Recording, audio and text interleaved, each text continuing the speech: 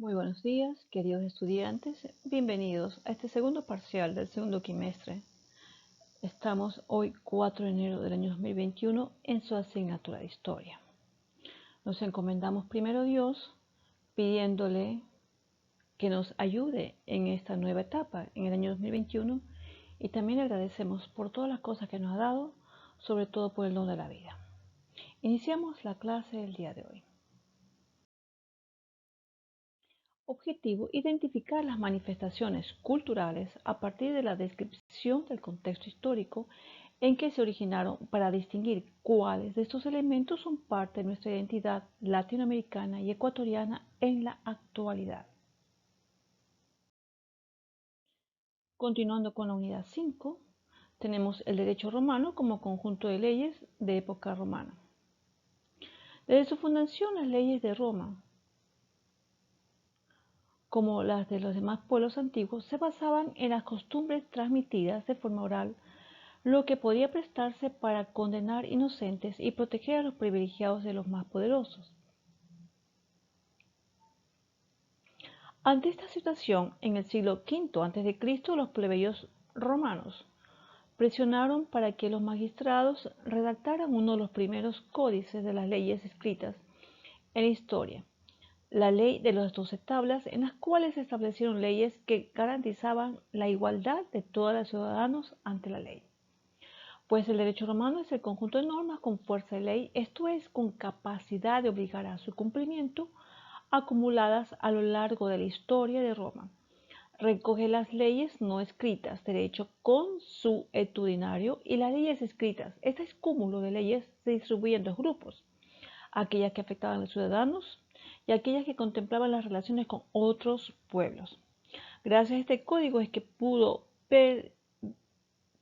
perdurar el derecho romano a lo largo de la historia.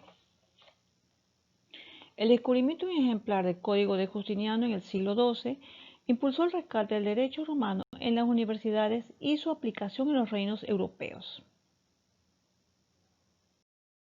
En cuanto al Estado de Derecho, lo que para los griegos significaron la filosofía y la razón, lo que para los romanos la ley.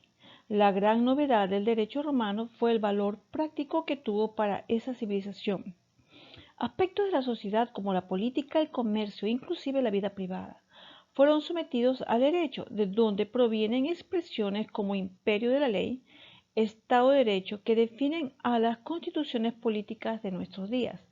Tal practicidad de la ley fue posible gracias a la puesta por escrito de las leyes en constituciones y códigos. Observamos que el Estado romano como modelo político estaba subdividido en monarquía, república e imperio. La característica de la monarquía es la concentración del poder en el Senado, asamblea o comicio.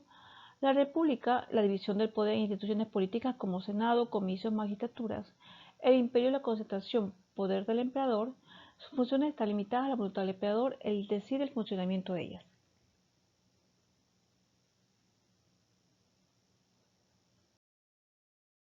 Nosotros encontramos el sistema, el derecho civil y el sistema jurídico ecuatoriano. En Occidente existen dos principales sistemas de derecho que sirven como fuentes para los sistemas legales o jurídicos de cada país: el derecho civil y el derecho común, también conocido como derecho anglosajón. Ambos provienen del derecho romano.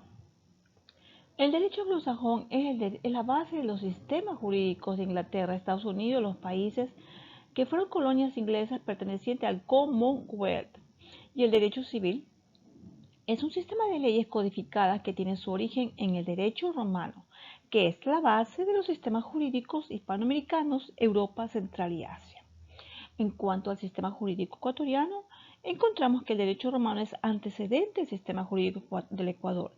Esta influencia llegó a través del Código chileno de Andrés Bello, proveniente del derecho español implantado durante la colonización.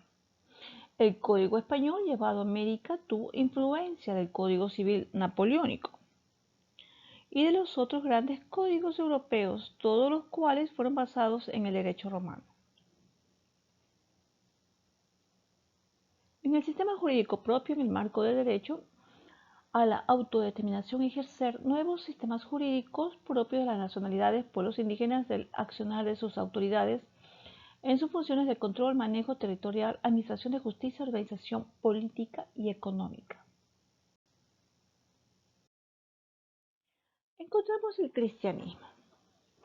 Nosotros conocemos al cristianismo como que apareció en Palestina en el siglo I a.C. Este territorio había sido conquistado por los romanos y era una tierra habitada por los judíos. Esta nueva religión se fundamentó en las enseñanzas de Jesús de Nazaret, un judío recogidas después de su muerte en los evangelios. Según estos 4 libros escritos originalmente en griego, Jesús vivió con humildad, predicaba sobre el perdón de los pecados, la bienaventuranza de los pobres, la libertad, la venida del reino de Dios y la vida eterna. Una vez que Jesús murió en la cruz, pena impuesta por los romanos por proclamarse rey de los judíos, su mensaje se extendió más en otras provincias del imperio que en la propia Palestina. Observamos que el cristianismo como doctrina se basa en la vida y enseñanza de Jesús de Nazaret, a quien se considera el Mesías, Salvador e Hijo del Padre.